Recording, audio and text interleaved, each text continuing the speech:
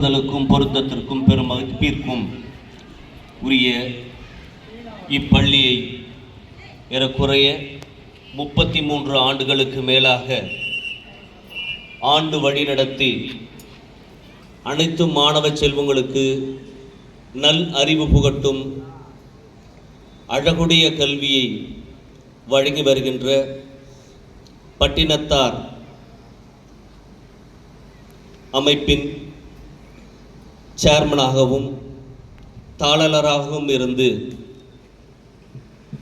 சிவந்தி பள்ளியை மாண்புற நடத்தி வருகின்ற முனைவர் ஐயா திரு முருகேசன் அவர்களுக்கும் ஏஓ மேடம் அவர்களுக்கும் வைஸ் சேர்மன் ஐயா அவர்களுக்கும் இப்பள்ளியினுடைய தாளலராக இருந்து வழிநடத்த வரக்கூடிய திருமதி மேட்டிக் செல்வி மலர் அம்மையார் அவர்களுக்கும் துணை முதல்வர் அவர்களுக்கும் ஏனைய ஆசிரியர் பெருமக்களுக்கும் இருபால் ஆசிரியர்களுக்கும் பெற்றோர்களுக்கும் அன்பு நிறை உள்ளம் கொண்ட அழகு நிறை மாணவ கண்மணிகளாகிய உங்கள் அனைவருக்கும் 78வது சுதந்திர நாளை கொண்டாடும் இந்த தருணத்திலே உங்களை எல்லாம் வாழ்த்துக்களும் மகிழ்வும் கூறி வணங்கி என் உரையை துவங்குகிறேன். என்னுடைய இந்த நல்ல நாள் உரையில் முதற்கண் இன்றைய சுதந்திர தின விழா கொண்டாட்டத்தை முன்னிட்டு இப்பள்ளியில் ஏற்பாடு செய்யப்பட்ட அனைத்து நிகழ்ச்சிகளையும், குறிப்பாக வரவேற்புரை வழங்கிய யு ஜனனி, தமிழில் சொற்பொழிவாற்றிய வஜிதா பானு, தீரன் சின்னமலை நாடகத்திலே நடித்த அருமை மாணவ செல்வங்கள், நாட்டியங்களை நடத்தி காட்டிய மாணவிய செல்வங்கள், அருமையானதொரு ஆங்கில உரையாற்றிய ராகேஷ் சர்மா, பாடற் குழுவினர் மற்றும் சிறப்பு அணிவகுப்பு நடத்திய மாணவ செல்வங்கள், உங்கள் அனைவருடைய நாட்டுப்பற்றும் நீங்கள் நிகழ்த்திய இந்த கலைகளும் உண்மையாகவே இந்த பள்ளியினுடைய சிறப்பை பறைசாற்றுவதற்கான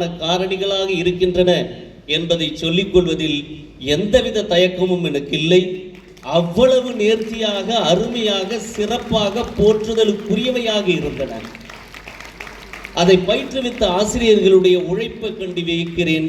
அதற்கு காரணம் எனக்கு நிச்சயமாக தெரியும், இந்த பள்ளியை வழிநடத்தக்கூடிய சேர்மன் ஐயா அவர்களாகத்தான் இருப்பார்கள். 81 வயதிலும் இளைஞராகவே என் கண்ணுக்கு தெரிகிறார். இப்படி நல்ல நாளிலே ஒரு குறிப்பிட்ட ஒரு பண்பை மட்டும் உங்கள் உள்ளத்திலே விதைத்து விட்டு செல்லலாம் என்று வந்திருக்கிறேன். ஒரே ஒரு பண்பு மட்டும்தான். வெயில் அதிகமாயிருச்சு. ராகேஷ் சர்மாவுடைய பெர்ஃபார்மன்ஸுக்கு அப்புறம் யார் பேசினாலும் எடுபடாது. இருந்தாலும் எனக்கு கிடைத்த இந்த ஒரு வாய்ப்பை பயன்படுத்தி உங்களிடத்துல ஒரே ஒரு பண்பு தான், ஒரே ஒரு கேரக்டர் மட்டும்தான் உங்களுக்குள்ள புகுத்திட்டு போயிட்டா என்னுடைய இந்த என்னுடைய பங்களிப்பு, இந்த சுதந்திர தின நாளில் என்னுடைய பங்களிப்பு நிறைவேறும் என்று நம்புகிறேன். முதல்ல ஒரே ஒரு கொட்டேஷன் மட்டும் சொல்றேன், நீங்க எல்லாம் ரிப்பீட் பண்ணுங்க. Choose a particular thing, choose a particular thing and master over it. And master over it. Choose a particular thing, choose a particular thing and master over it. ஏதாவது ஒரு கொள்கையை தேர்ந்தெடுத்துக் கொள்ளுங்கள், அந்த கொள்கையிலே நிலைத்து நில்லுங்கள், அல்லது அதில் முதன்மை உடையவராக இருங்கள் என்பதுதான் இந்த கொட்டேஷன். ஏதாவது ஒரே ஒரு சின்ன விஷயம் அப்படின்னும் பொழுது எனக்கு ஒரு ஆங்கிலத்தில் ஒரு பெயர் அடை ஒரு அட்ஜெக்டிவ் வேர்டு எனக்கு கிடைச்சது. அது என்னன்னா அடாப்ட். என்னது சொல்லுங்க பார்க்கலாம். Adapt, ADEPT, adapt. அடாப்ட் அப்படின்னா என்னன்னு சொன்னா, வள்ளுவர் அழகான ஒரு சொல்லடை கொடுத்திருக்காரு. வல்லவன். என்னது? வல்லவன். Very good or skilful at something. Very good or skilful at something. அதான். ஆக நம்ம இன்னைக்கு ஒரு மிகப்பெரிய வர்ச்சுவை, மிகப்பெரிய ஒரு மதிப்பீடை மிகப்பெரிய ஒரு கொள்கையை இந்த நல்ல நாளிலே உள்வாங்க போறோம். அது என்னன்னு சொன்னா எஜுகேட். என்னது? எஜுகேட், படி. வள்ளுவர் அதை எப்படி சொல்லுவார்னா ஒரே வார்த்தையில் சொல்லுவார், 3 எழுத்து, கற்க. என்ன வேர்டு? கற்க. இந்த கடைசியில் வர கா இருக்கு பார்த்தீங்களா, கா வியங்கோல் வினை பெற்று கா இயர், வாட்டல் வைதல் வேண்டல் விதித்தல் பொருள் வருங்க. விதித்தல் பொருள் வருது என்னன்னு சொல்லி கற்க அப்படின்னா படின்னு அர்த்தம். படி. வான் புகழ் கொண்ட வள்ளுவர் 1330 அருகுறளும் 1000 பகன்ற பின்னர் போய் ஒருத்தர் வாய் கேட்க வேறு குறள் உலகோ வேறு புத்தகம் இருக்காயா அந்த நாட்டில் அப்படின்னு கேட்குறேன். திருவள்ளுவர் மாலையில் 1330 பாட்டும் பாடின பிறகு இதை விட சிறந்த புத்தகம் தான் இருக்கா சொல்லுங்க அப்படி யாராவது கேட்பாங்களா அப்படின்னு கேட்குறேன். அப்படிப்பட்ட ஒரு தெய்வ புலவர், வான் புலவர் சென்னா போதார் ஒரு வார்த்தை சொல்றாரு, கற்க, கமெண்ட், படிப்பா அப்படின்னு. அப்படிப்பட்ட அந்த கல்வி என்ற ஒரு வார்த்தையை எடுத்துக்கிட்டு உங்களுக்கு ஒரு இந்த நேரத்தில் ஒரு சிறிய கதை, இந்த கல்வியினுடைய சிறப்பை இருக்கக்கூடிய சிறிய நிகழ்வு. இப்போ எப்படி நம்ம ராகேஷ் சர்மா அழகா நான் பேச என்னுடைய விரும்பிய தலைவரான பகத்சிங்கை பற்றி பேசினாரோ, அதே மாதிரி நான் ஒரு தலைவரை, இந்த விடுதலை பின்னணியில் உயர்ந்த தலைவரை, தேச தந்தை என்று சொல்லக்கூடிய மகாத்மாவுடைய வாழ்க்கையில் ஒரு சிறிய நிகழ்வு மட்டும், ஒரு கதை. எல்லாரும் இந்த கதையை மட்டும் கேளுங்க. இப்போ மகாத்மாவுடைய அண்ணன் இவரை எப்படியா படிக்க வச்சு லாயர் ஆக்கணும்னா லண்டனுக்கு போய் தான் படிக்கணும். பாரிஸ்டர் பட்டம்னு பேர் இருக்கு. அப்போ லண்டன் கூட்டு போய் அவங்க அண்ணன் படிக்க வைக்க ஆசைப்பட்டு லண்டன் போறாரு, படிக்கிறாரு.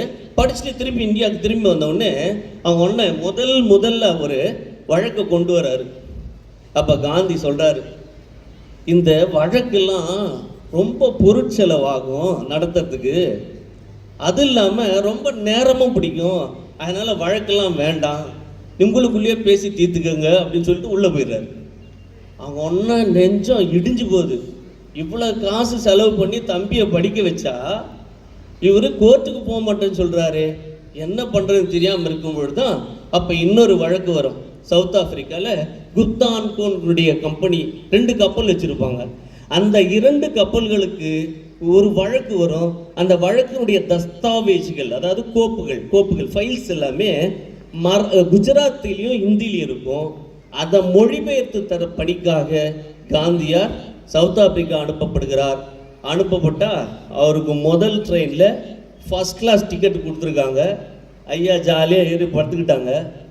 வெள்ளைக்கார தவிர வந்தார்.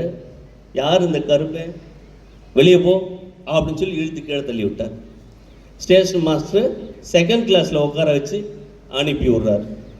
இதே வண்டி இன்னொரு நகரத்துக்கு போய் இறங்குது. அங்கேருந்து இரவு பயணம் செய்தால் தான் அந்த துறைமுக பட்டணத்துக்கு காந்தியார் போக முடியும். அந்த வண்டி குதிரைகள் பூட்டிய வண்டி. அந்த வண்டிக்குள்ளே போய் உட்கார்றாரு. அங்கேயும் இதே தான். யார் இந்த கருப்பேன், வெளியே போ, பிடிச்சு தள்ளுறாங்க. குதிரைக்காரர் டிக்கெட் இருக்கிறதுனால அவர் பக்கத்தில் உட்கார வச்சுக்கிறாரு. அது கடும் குளிர். அங்கேயும் அவருக்கு சிக்கல் ஏற்படுகிறது. இப்போ அவர் படித்த படிப்பு அவரை சவுத் ஆப்பிரிக்கா அனுப்புகிறது. அங்கு அவர் சிக்கல்களுக்கு உள்ளாகிறார்.